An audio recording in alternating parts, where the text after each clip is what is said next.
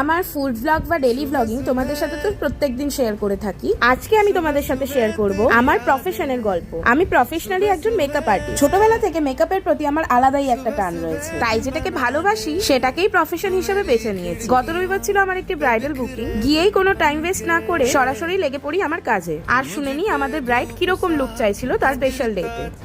বলো তুমি আজকে কেমন সাজতে চাও? তুমি যেমন সাজাবে তেমন সাজবো, একটু হালকার মধ্যে সাজবো, যেন খুব বেশি মেকআপ না হয়ে যায়।